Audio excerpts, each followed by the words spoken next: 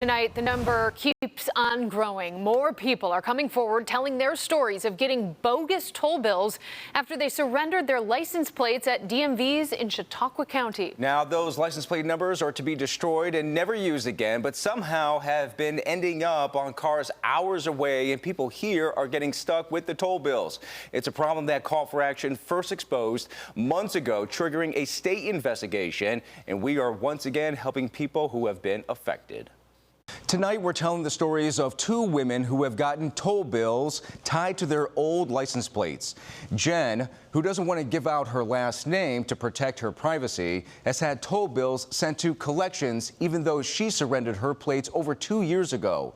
Linda Lang surrendered her plates a year ago and is getting toll bills sent to her tied to her old plates, even though she lives over 2,000 miles away in Los Angeles. Jen and Linda's stories are like the many call for action complaints we've received with local drivers surrendering their license plates for their numbers to be destroyed and then hit with toll bills, speeding tickets, and parking tickets months or even years later, most of the bills coming from New York City.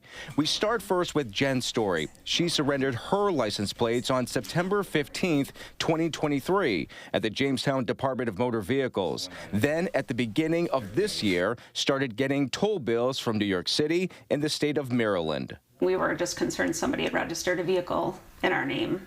It didn't make any sense. Jen saw this Tesla with her old plate number racking up hefty tolls on New York City bridges, with the tolls being sent to her. And I'm just worried that this person with this plate is going to end up doing something beyond driving through a toll that we're going to have to fight. Like many we've heard from, Jen grew frustrated trying to dispute the tolls. Very time consuming. We've spent hours, whether it be on hold with the toll company. Sometimes you can get right through, sometimes you can't.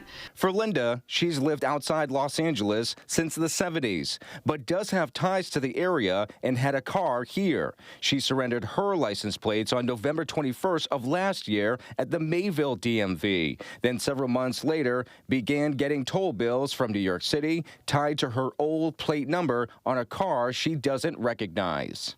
Somehow somebody got my plate number, printed up a plate or made a plate or whatever, and put it on whatever car they're using and just driving around in New York City.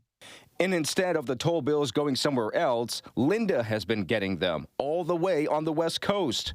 She saw our reporting on license plate fraud. I did see your program on TV and I thought, oh, maybe I ought to do something to get my name off the list or whatever it is that requires, it's forcing this to be sent to me. I contacted the Metropolitan Transportation Authority, which appears to be the only New York City agency that sent toll bills to Linda. A spokesperson for the MTA says the tolls to her were erroneous and have all been reversed, and that Linda should not be getting any more bogus tolls in the future. For Jen, she was able to get Maryland toll bills wiped away. The Maryland Transportation Authority and the Port Authority of New York and New Jersey say Jen's old plate number has been flagged in their systems, and the MTA says toll bills sent to Jen have been dismissed. In both Linda and Jen's stories, one thing is clear. They both started getting hit with tolls as congestion pricing got underway in New York City earlier this year. I would love for this man in the Tesla to get pulled over. Yeah. I would like to make a complaint with him as well. I would like to see these people caught and prosecuted. I mean,